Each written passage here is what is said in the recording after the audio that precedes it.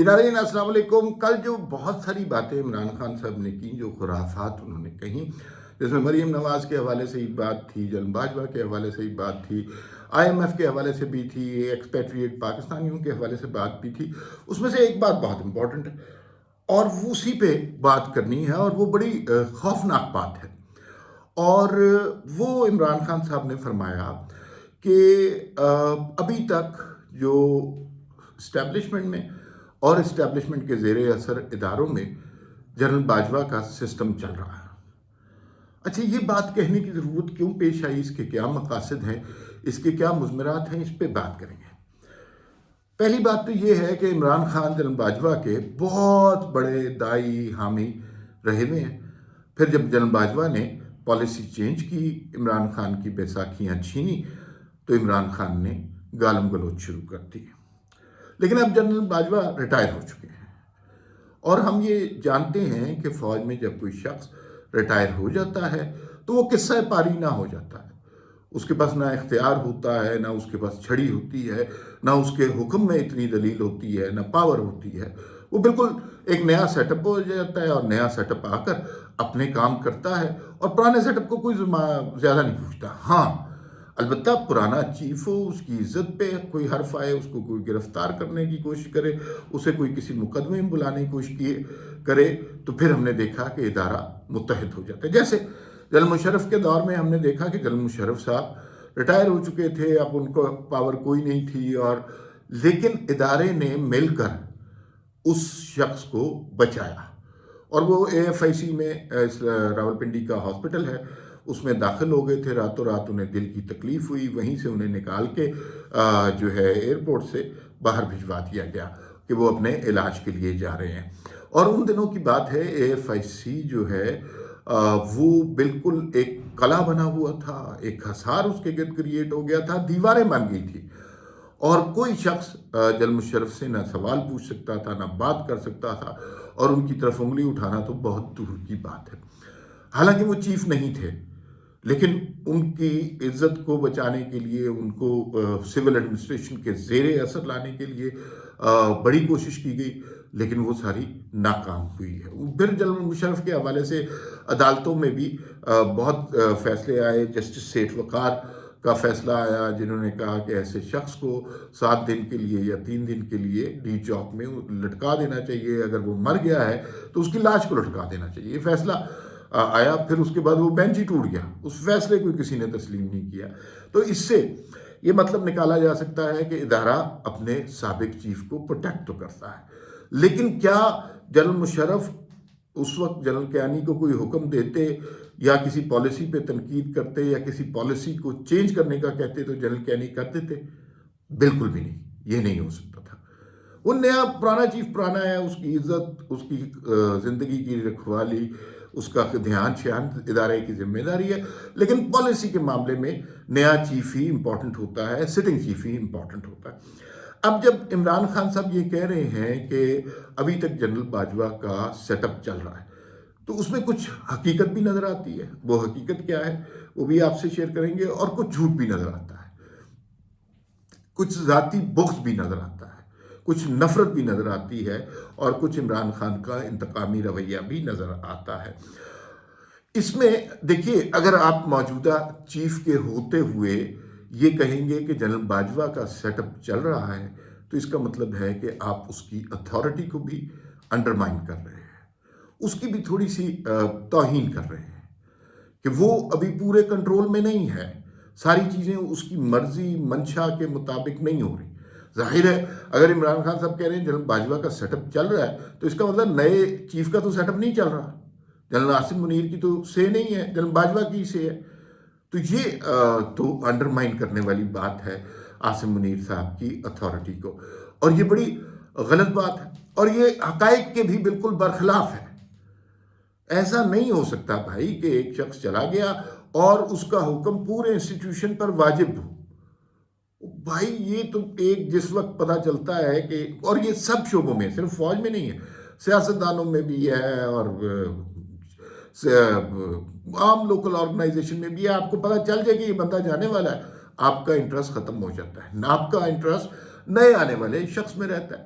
آپ اس کے گیت گانے لگتے ہیں. یہ ہمارا بدقسمتی سے کلچر رہا ہے اور اس کلچر کے مطابق وہ جو ہے ہم عمل کرتے ہیں. اب عاصم منیر صاحب نئے چیف آ گئے ہیں تو عمران خان نے اگر تنقید کرنی ہے تو یہ کہیں کہ عاصم منیر صاحب کا جو سیٹ اپ ہے وہ صحیح نہیں ہے.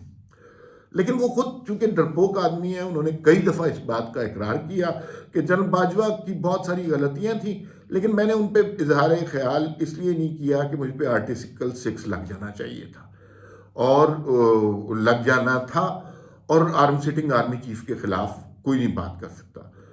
تو اس کا مطلب ہے کہ وہ لوگ تو بڑے بہادر تھے جن کے پاس، عمران خان تو وزیر اعظم تھے جن کے پاس کچھ نہیں تھا، نوکریاں نہیں تھی، اور وہ لکھتے رہے، بولتے رہے، چیختے رہے کہ یہ جو کچھ ہائیبرڈ نظام کے اوپر نام پر ہو رہا ہے یہ غلط ہے، یہ پاکستان کے ساتھ انتقام ہے، یہ لوگوں کے مینڈیٹ کی توہین ہے. 2018 میں الیکشن چوری کیا گیا تھا اور اب سارے ہی وہ بات کر رہے ہیں. تو وہ لوگ عمران خان سے تو بہت بہادر ہیں.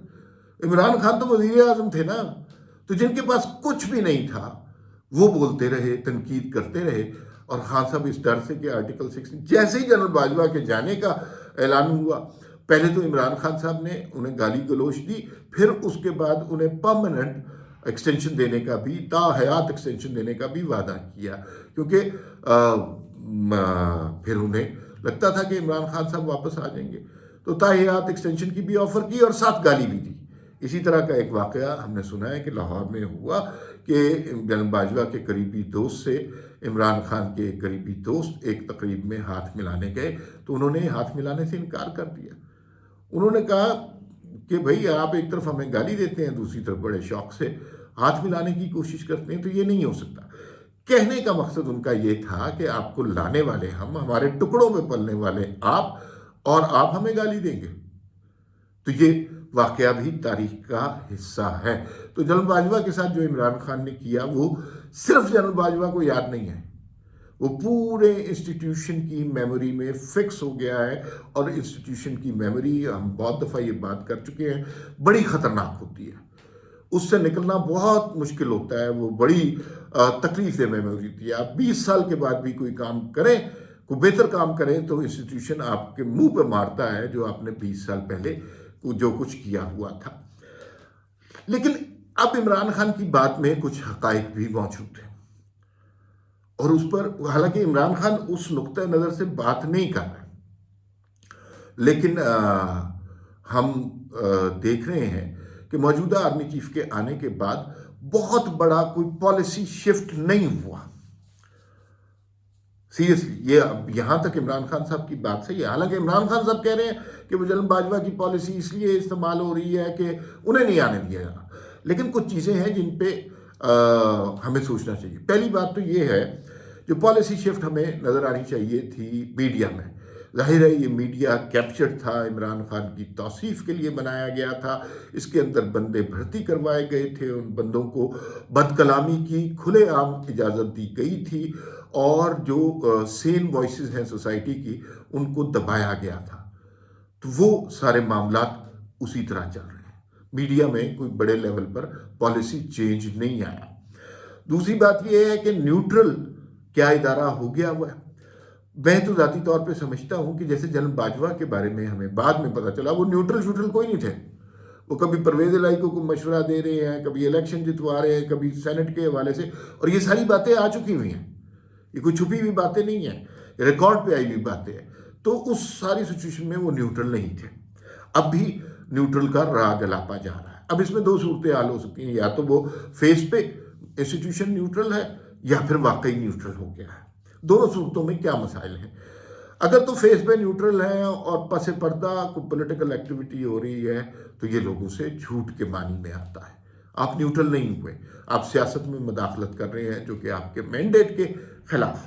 اور فرض کیجئے کہ اچانک آپ نے فیصلہ کیا اور جنرل باجوہ کے سیٹ اپ کے مطابق آپ نے کہا آپ فیصلہ ہو، آپ نیوٹرل ہو گئے، تو اس کا مطلب ہے کہ آپ نے عمران خان کا ایک مانسٹر کریٹ کیا. ایک وہ شخص جو چند سیٹیں ڈیزرو نہیں کرتا تھا، اسے سیٹیں دلوا کے وزیر اعظم بنایا.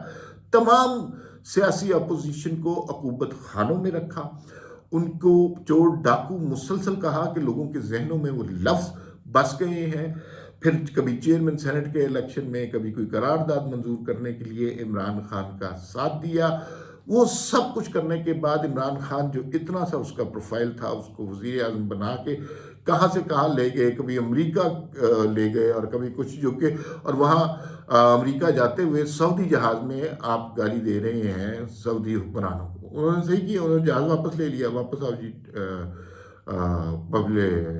جو ہے آپ کسی اور جہاز سے واپس آئیں. تو یہ عمران خان صاحب کرتے رہے, لیکن وہ ایک مونسٹر سوشل میڈیا کے ذریعے بہت بڑا کر دیا گیا. اب اس کے بعد وہ جتنا بڑا کر دیا گیا ہے اس سے جان چھڑانا کیا سیاستدانوں کے بس کی بات ہے؟